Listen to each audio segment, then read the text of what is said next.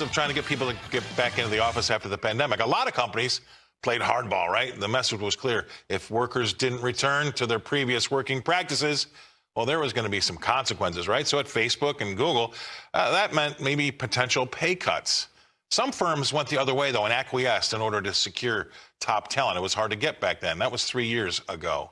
Well, come forward now, that line of thinking, I think it's run its course. More and more firms are now mandating that employees come back to the office, and they've taken it up a notch, actually. They plan to keep track of them as well. This week, 26,000 UK PricewaterhouseCoopers workers were issued a notice. How about this? It says from January next year, the firm's going to start monitoring their working location, and the data is going to be reported back to the employee on a monthly basis. My next guest talks about that breakdown of the social contract between citizens and the government. Well, I think this seems to be a little bit of a breakdown in trust between firms and its workers. Is it warranted? We're going to get her thoughts on this. Please welcome to the show Ms. Rebecca Walser from Walser Wealth Management down in Florida. Thanks, Rebecca, for coming on. Glad to be back with you, Scott. You talk about it all the time, about that breakdown of that social contract between government and the citizens. Is this a breakdown of trust between workers and the employers?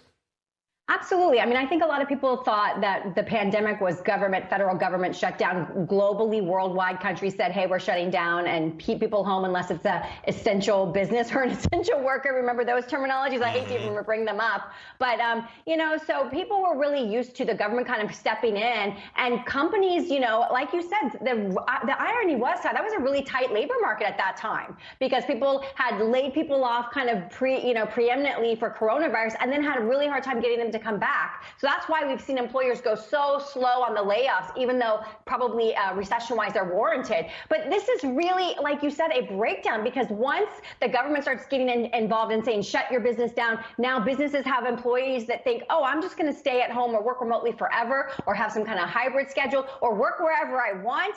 And you're not going to even know it because I'm just going to put the virtual background up on my meeting.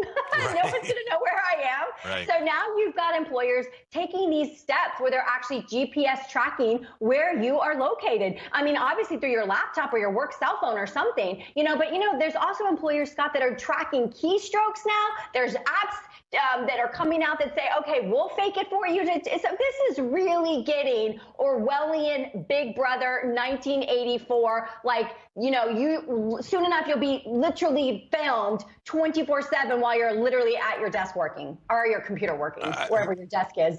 I mean, I'm guilty in the fact that I understand why everybody would like to work remotely, and not maybe remotely, but the hybrid, like you mentioned when we were off air, because everybody would like to have, quote unquote, not to travel to work Monday and Friday. I get that, right? But that's reshaped what some of these downtown city centers look like because nobody's going to lunch or breakfast on Fridays and Mondays. I think it's also distorted the real estate market because people went and bought, places, paid up for places in the country that really weren't used to seeing prices go that high. But with all of these things that you just mentioned about keystrokes and how they, all the money that they're spending tracking people, wouldn't it just be easier to make sure to just have them all come back into the office and say, like it or lump it? I mean, I don't think that worked very well because I think some employers did actually say, come back. I mean, I look at what happened with a lot of things that, in the Silicon Valley, people say, look, we built this beautiful campus. We have masseuses. We got to let the staff go if you guys aren't coming in. So, it's a problem because what happens is, Scott, as long as there are employers that are offering a hybrid schedule, how are you ever going to have the leverage to say you must come back in, especially you must come back in Monday through Friday? I don't see that ever happening unless and until employers are in the driving seat and employees have to just take whatever they can get. And if we get to that level of recession or depression, then certainly it could swing back and the employers could be back in the driver's seat. But right now, even though the job market is tight and even though these things are happening, there are still professional employers offering professional white-collar people remote hybrid schedules. And as long as that's happening, they have the bargaining chips. Well, my father used to tell me all the time when I went to college, sit in the front row. It's harder to fail a face than it is a number. Okay. I think this, to your point, I do believe at some point in time, there will be a downturn in the economy.